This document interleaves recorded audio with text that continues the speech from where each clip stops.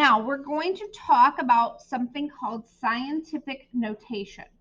Some of you might have had this in math class, but oftentimes this is your first kind of experience with it. And when we do scientific notation, what you're doing is you're taking a number, the number that you're given, and you are moving the decimal point, just like we did with metrics yesterday. You're moving the decimal point one way or the other until that first number is between 1 and 9. So for example, here is my decimal point. I'm going to move that decimal 1, 2, 3 spots. So that's going to be 1 times 10 to the 3, because 10 to the 3 is what? Is 1,000. Okay? And if I multiply 1 times 1,000, that equals 1,000. Okay? This is used for really big numbers and really small numbers. So for example, we talked yesterday about the mole. Remember we had that as the amount of substance. That was our metric unit for amount of substance. And that number is 6.02 times 10 to the 23rd. So this is a really big number.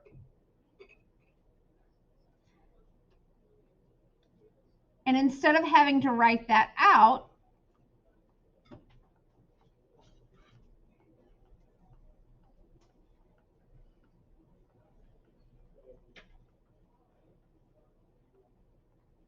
that would be how I would have to write it out. Okay? That is a stupid big number, like to try to work with. This is not so daunting though, is it? And I'm going to show you how to enter this into your calculator in a couple minutes, because your calculator can do the work for you. Okay? Now, we can go and do the opposite when we are working with smaller numbers. So here, we move our decimal point 3 spaces this direction. If we move it to the right, then that becomes a negative exponent. And I'll show you how to put that into your calculator as well. It's going to involve me running around a lot though, so you're going to have to be patient with me. Okay? All right, so here we're going to talk about how we're going to add and how we're going to multiply with this. So the first thing we're going to do is we're going to add. We're going to add this number to this number using your calculator. Okay? Let me show you how you do that. You are going to want to, and I don't want you to, but you're going to want to grab this key to do it. Avoid that. Okay? For the most part. Now, some of you, we may have to do that depending on what calculator you have. I am going to start out using the calculator that Macy has. Macy, can you hold up your calculator and show them your calculator? If you have a calculator like that, you are going to listen to me right now, okay? The rest of you that don't have a calculator like that, and that includes Hayden. Hayden, hold your calculator up. This is Hayden's calculator. If you have a calculator like Hayden, you're going to listen to me right now, okay? So what you're going to do is you are going to press the 6, the decimal, the 0, the 2. So press that in. Then you are going to go up to the top part of your calculator here. You're going to find a key that says second. You're going to press that. Then you're going to go right above the number 7 key, and it has, what does it have on that? What's right above the 7? Yeah, you're going to press that button right above the 7. That's a comma. Okay? And what you've done is you've activated a feature in there that is EE. Okay? So your calculator screen right now should say 6.02 E. If it doesn't and you have one of these calculators or one like Macy, call me over. Okay. Then you're going to type in 23. And that's for this. This E key right here is telling the calculator that you're raising this up to the power of 10. And yeah, I know you've got a key on there that you really want to press that looks like this, but there's problems with that. So avoid doing that, please, and use this E key. Now you're going to go and you're going to press the plus key. Then you're going to repeat the same process that we just did, but you're going to enter this number in. So 2.54. You're going to hit the second key. Then you're going to activate that EE by pressing that comma key. Your screen should say this now. And then you're going to type in 24 and hit equals.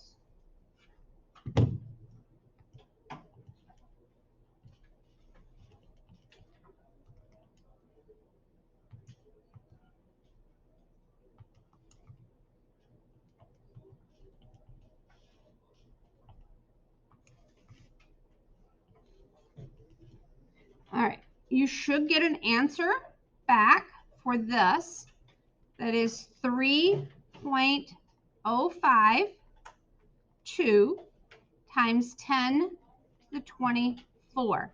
Instead of the times 10 to, though, it's going to have an E here. All right. Anybody have one of these calculators that wasn't able to get that answer?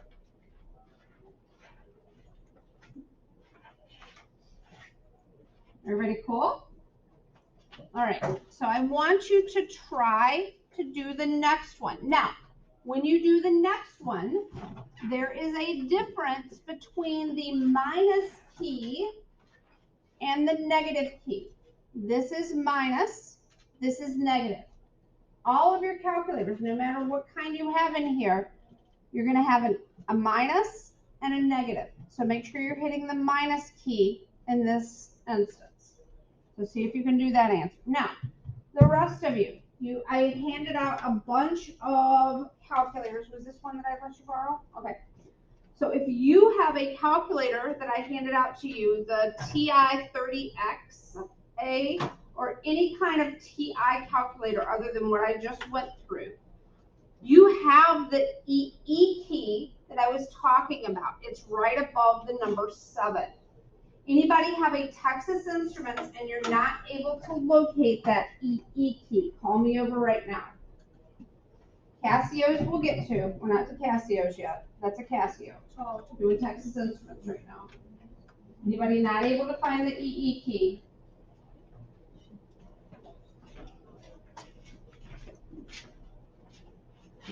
Yep.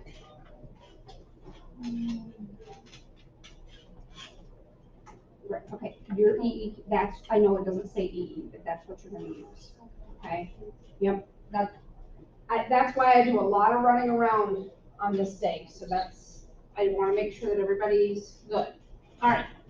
So those of you who have a Texas Instruments, you're going to do the same thing. You're going to type in the 6.02. You're going to activate that EE key, type in the 23 plus, and then continue over.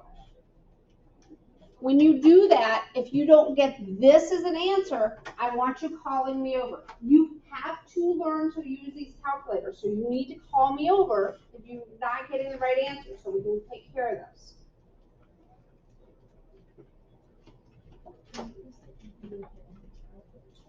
Yep. Yep.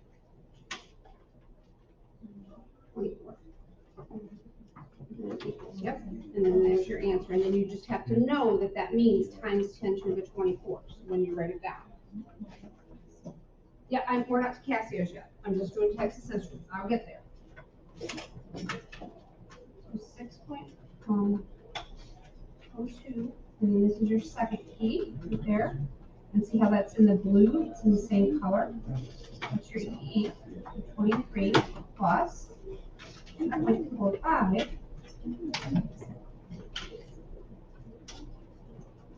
So just 6.02, and then hit your EE, and then type in your 23. No, don't. No, just 23. And then plus 2.45. And then your EE, and your 24. No, just 24. The EE means times 10 to the. So it's taking care of all of that for you. It's a much faster route to go. Okay? Yep. But you're not writing it like that. You have to be smart enough to know that when you see that, you write that down. Okay? So your calculator will do the work, but you gotta be smarter than it. All right. Anybody else with the Texas Instruments that I need to help? I haven't gotten to the Casios yet. I'll get there. Okay. So 6.02. You're going to hit that EE and then 23. And then plus 2.45. 4. Yeah. That's wrong. The song I had like 3.3. Yep. Oh, 1.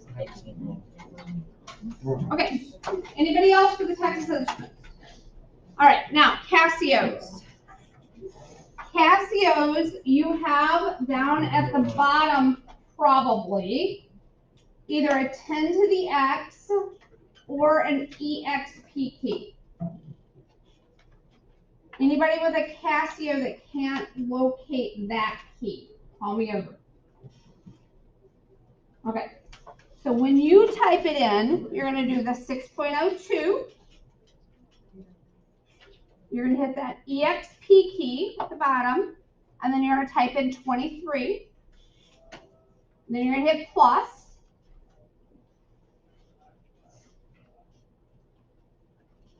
And then your 2.45. And then that exponent key again, and then 24. And then you should get that as your answer. If you don't, call me over. You good?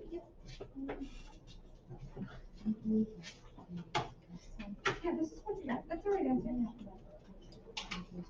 Well, that's going to be a different answer. That one is 8.6. 5. This is your minus key.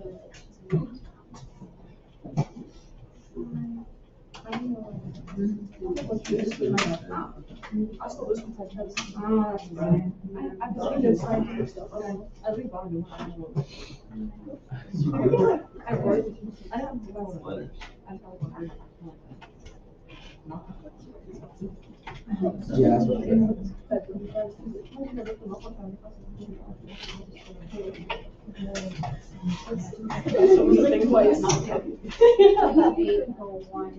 Yeah, I do.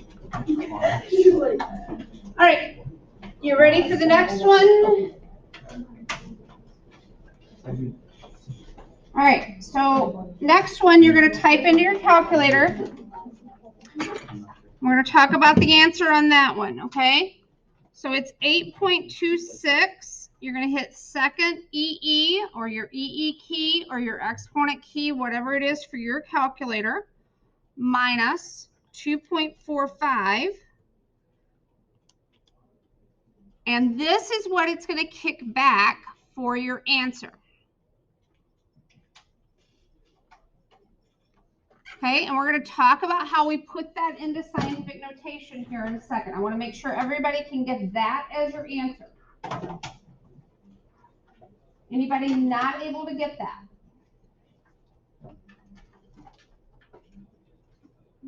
Type in your 8.26, hit your exponent key, and type in the 5, minus, and then type in 2.45, exponent, and 4. Yeah, that's your answer. That's what I got up there. Okay? Anybody not able to get that on your calculator? I need everybody playing along with me today. Use this all year long in here. All right. So how do we put that into scientific notation? My decimal right now is at the very end here. Yes, everybody buy that? Okay. I need to move this over until the first number is between 1 and 9. And I'm going to count how many times I move it. 1, 2, 3, 4, 5. So when I write this out, what am I going to have for my exponent here? 5, because that's how many times I moved it, and I moved it to the left, so this is a positive value. Everybody cool with that? All right. We are going to change this problem. Are you okay with me changing something on you? Okay, I'm going to make this a negative 15 here. I want to make this a negative 15 because I want to show you the difference between a negative key and a minus key. So see if you can calculate this and come up with the same answer that I have. And I've got to get that. So just give me a second to punch that in. 5.63 negative 15. Okay, so this is what you should come up with for your answer. 4.08. We're just going to go to the hundreds place today, times 10 to the negative 6. Now, this you may have problems with. I need everybody in here to get this answer. 1, 2, 3, 4, 5, 6 is what I said. Yeah. So what you do is you just take this decimal and you back it up. See, I'm backing it up 6 spots there to get to there. And that's your negative 6.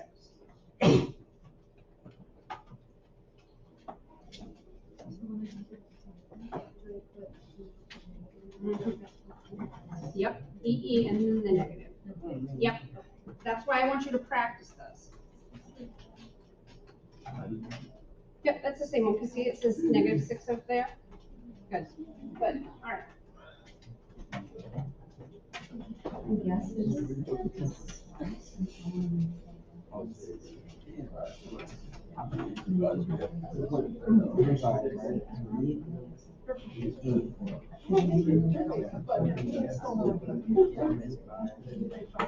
So here you didn't put in negatives.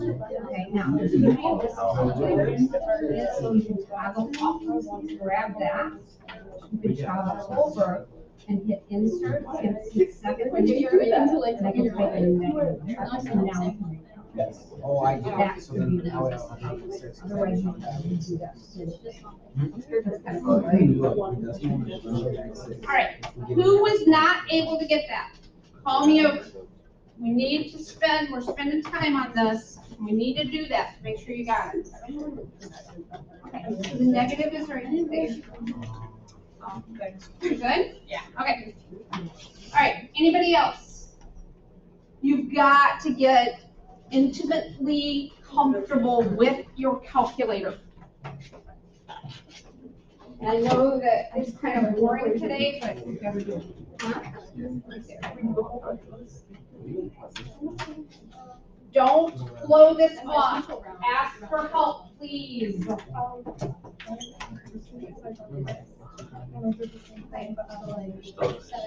is it on this one? Okay, 7.25. And then the EE key and 8. And then times 5.63. And then the EE key. And then now you're going to hit the negative key, which is below the 3, and that's a minus. There you go. Yep, that's your negative key. And now you're going to type in 15. There you go. Okay, now if you count here and back that decimal up until this number's right there, the decimal there, you're going to count 6 spots.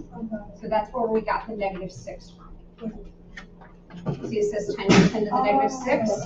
Okay? So do I write that out? Or do I Yep, you write it out. Yes. You format it properly. Yeah, yeah, I think I rounded the tens. or hundreds? All right. How are we doing? Can I help anybody else before we move on to the last problem? You have to get help for this if you don't understand it. You will sink very quickly in here if you're just kind of like, whatever. I don't need this. You need it. Okay? Trust me. All right, last one. Let's see if we can get the answer for this one. 15 divided by 4.933. All right, so I got this for my answer. If I did it right, 315. Pretty sure I did. So 7 point, and I'm going to round this to the 100th spot, times 10 to the 11th. Good? Anybody not able to get that answer? Call me over, please. I will literally get down on my knees and beg you if I have to. Divide. Yep. Good. Got it this time? Anybody else? Please let me help you. Yeah, I just rounded it up. The 9 even caused that. Yeah. And they end up marking it wrong.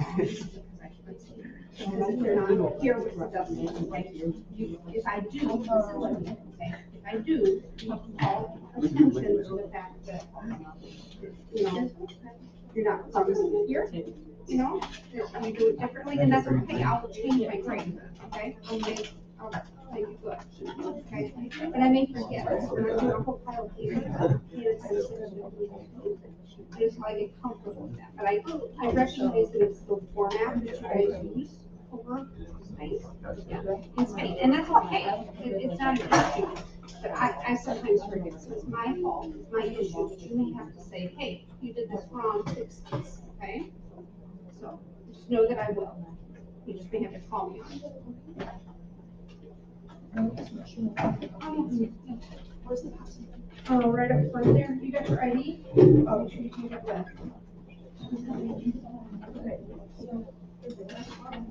Yeah, that's everyone wrong.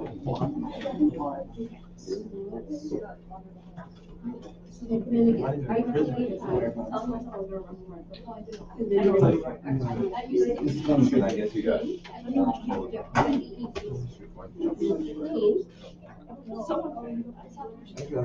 No, don't do that.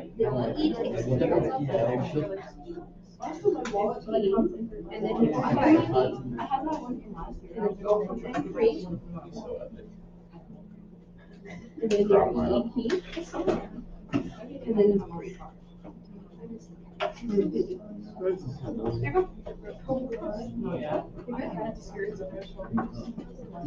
Anybody else? Let me help you, please.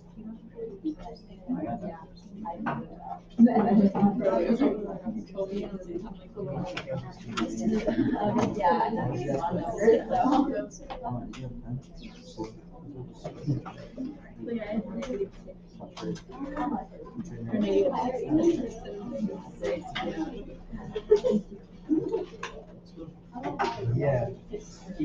Okay, so, I got cracked.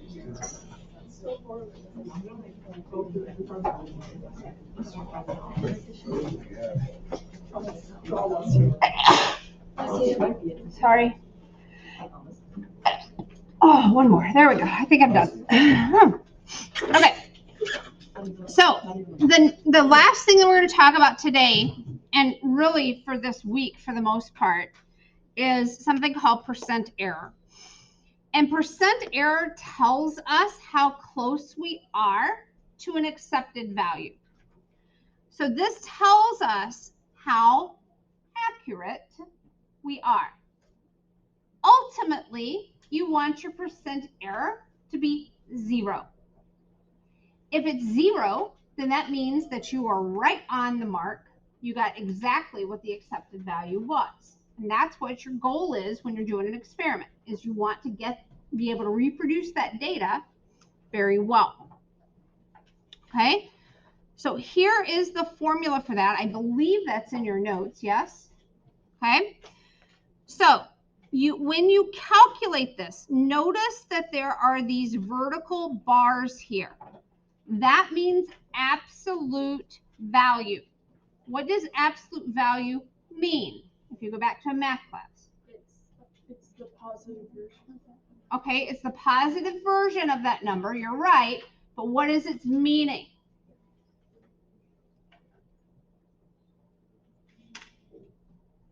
It's how far you are away from zero. It's the distance from zero, right? Have you heard that before in terms of absolute value? Yeah, it's just got a few cobwebs up there. All right, so if we're looking at percent error, here is the density of water. It is 1 gram per milliliter. This is what they got for their experiment. They want to know percent error. See if you can calculate the percent error for this.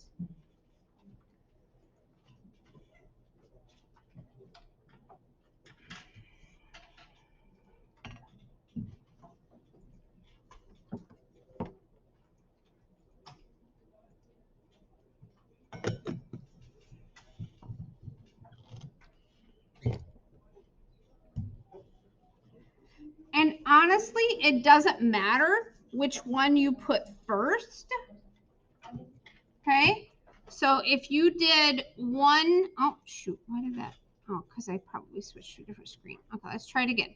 If you put 1.00 minus 1.08 absolute value over, now this is important. This has to be the accepted on the bottom. Okay, this number has to be in its correct place, but these, it doesn't matter, because if you did this, what is your top number going to be in either case? It's going to be 0.08 because it's absolute value.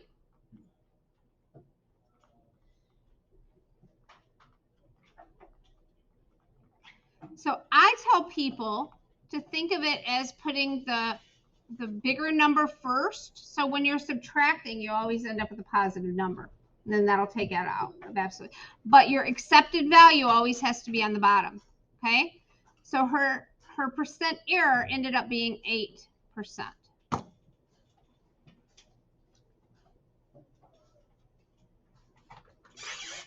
I ended up talking all hour. I told you it was going to be short notes. I'm so sorry.